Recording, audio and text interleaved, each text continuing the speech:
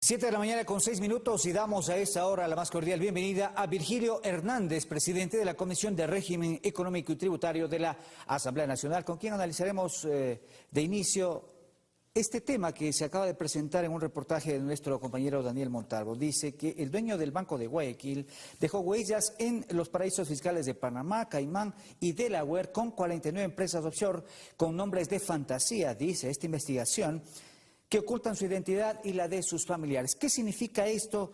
¿Qué grado de credibilidad puede tener esta investigación de Página 12? Bienvenido, buenos días. Un gusto, buenos días. En primer lugar, Página 12 es un periódico de los más reconocidos que existe en la República Argentina y precisamente se caracteriza por tener investigaciones fundamentadas y serias, de tal manera que antes que responder con evasivas debería efectivamente dar respuesta el candidato banquero a lo que se le pregunta. Hay tres cosas que son importantes que el pueblo ecuatoriano las tenga presentes. Primero, cómo su patrimonio está, según esta investigación de Página 12, está en una red, porque es una red de empresas y esas empresas están domiciliadas en paraísos fiscales. O sea, una empresa es dueña de otra empresa y a su vez es dueña de otra empresa. Que lo que se busca es precisamente ocultar quién es finalmente el propietario, el dueño de esas empresas. El verdadero dueño.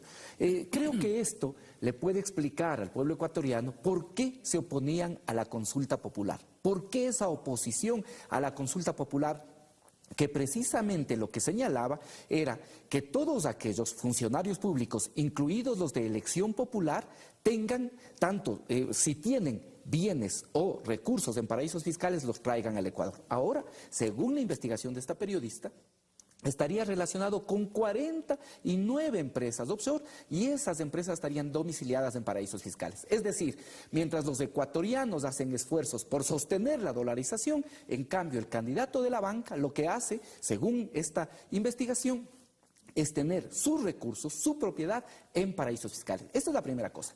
Segundo, lo que también se evidenciaría en este reportaje es por qué ha señalado que derogaría la ley que aprobó la Asamblea, que precisamente lo que busca es que aquellos que hacían trampa en el pago de la ley de herencias, en el pago de las herencias, que está vigente desde hace casi 100 años en el Ecuador.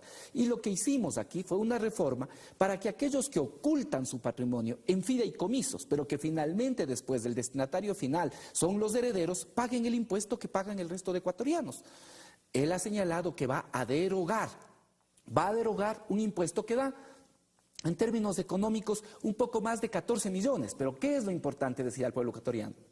Que recordemos que esos 14 millones, el destino es para becas.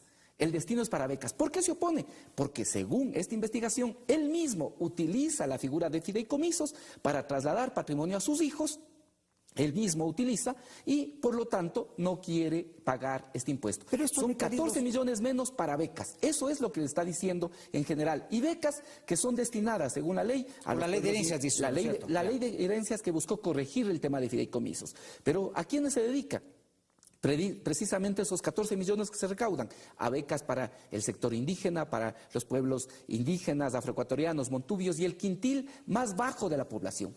Eso es. Y la tercera cosa, que su dinero, su patrimonio, está construido con el dolor de la gente. Esto es una cosa importante, hasta ahora no ha tenido respuesta pública. Lo que dice la periodista es que entre 1999 y el 2002, su patrimonio creció de 1 a 31 millones. ¿Por qué? Porque compraba CDRs. La gente que tenía papeles, tenía necesidad de venderlos, los vendía al 40, 50% de su valor. En cambio, después la banca tuvo la posibilidad de comprar esos papeles al 100%. Es decir, su patrimonio está construido sobre la base del dolor, de las lágrimas de gran cantidad de ecuatorianos. Diario El Telégrafo en su primera página de hoy dice: una empresa de Guillermo Lasso ganó 30 millones tras el feriado bancario. No sé si le puede ubicar la cámara. Eso es lo que está publicando Diario El Telégrafo. Ahí está, una empresa de Guillermo Lasso ganó 30 millones tras el feriado bancario. El Banco de Guayaquil, del cual es su principal accionista, negoció el 11% de los certificados de depósito reprogramados entregados a los clientes tras el congelamiento de sus ahorros. ¿Qué significa esto? Esto es precisamente lo que he señalado, que la gente con la crisis del 99, crisis también provocada por un gobierno en el que había conflicto de intereses, es decir, gobierno lleno de banqueros. Cuando les tocó elegir entre el interés de todo, el interés público y el interés de un pequeño grupo, optó por ese pequeño grupo. ¿Cuál fue el resultado? Que los ahorristas nos llenamos de papeles, esos ahorristas necesitábamos liquidez, necesitábamos dinero, íbamos y vendíamos, se vendía a las instituciones financieras. Esas instituciones financieras cogían esos papeles al 40, 50% de su valor. Dada la necesidad de las personas, dada la liquidez, una enfermedad, la gente necesitaba el dinero, lo vendía al 40, 50% de su valor y después el banco recibió al 100% del valor. Es decir, que ese patrimonio, ese hombre exitoso hizo precisamente gran parte de su riqueza sobre el dolor, sobre las lágrimas de millones de ecuatorianos. Creo que es necesario que quede claro qué significa tener recursos en paraísos fiscales. ¿Esto es ilegal?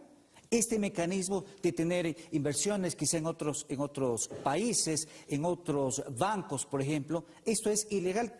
¿Por qué es importante señalar esto? ¿Por qué? Porque generalmente los paraísos fiscales han sido lugares, son jurisdicciones en las que hay menor imposición o nula imposición. Es decir, si uno saca recursos a los paraísos fiscales, de alguna manera lo que uno puede pensar es que se está buscando evadir, es que se está buscando eludir, que es que se está evitando pagar impuestos o incluso tener recursos que tienen dudosa procedencia. No es ilegal. ¿Sí? O sea, nosotros en el Ecuador cada vez hemos ido legislando de tal manera que podamos controlar que los recursos que se generan en el Ecuador salgan a paraísos fiscales. Y ahora se establece para quienes tienen sus recursos en paraísos fiscales, se establece precisamente impuestos como el de la salida de divisas.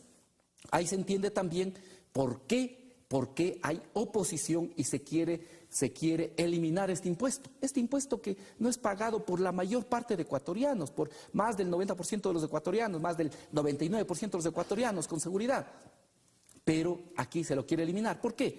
Porque con esto efectivamente se evita pagar impuestos cuando sacan dinero de aquí, del Ecuador. Entonces, aquí en el Ecuador ha existido una legislación desde el 2008 que se va buscando regular la salida de recursos a paraísos fiscales y cuando sacan ese dinero pagan impuestos. Eso es importante. Es decir, estos son los impuestos que se quieren eliminar. Y ahora con la consulta popular también hay un proyecto de ley que se tiene que legislar para que ningún funcionario público y mucho más los que son de elección popular puedan tener sus recursos en paraísos fiscales. Finalmente, pero Guillermo Lasso, si así lo decide el pueblo ecuatoriano, podría ser el próximo presidente del Ecuador, el 2 de abril. ¿Qué significa con todo eso que estamos analizando acá? ¿Quién sea el presidente de la República? Por eso yo varias veces he señalado que esto no es un tema de ricos contra pobres, no es un tema de izquierda-derecha. Yo creo que aquí está en juego sobre todo el futuro del país. Y por eso, todos los ecuatorianos sensatos, todos los ecuatorianos